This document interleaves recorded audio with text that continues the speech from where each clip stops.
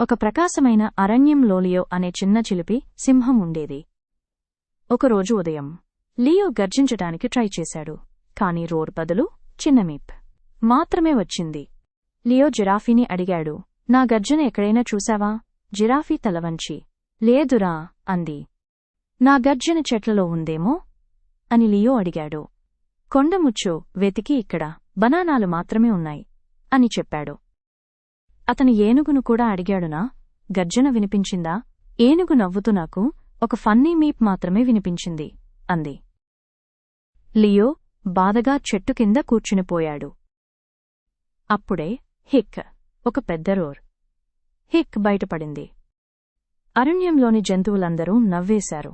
Leo కూడా నవ్వుతూనా గర్జన హికప్లో దాగి ఉందే అన్నాడు. ఆ రోజునుంచి లియో గర్జన పెద్దదే, కాని అతని హికప్స్ ఇంకా పెద్దవి. ఇది మన చిన్న లియో కథ.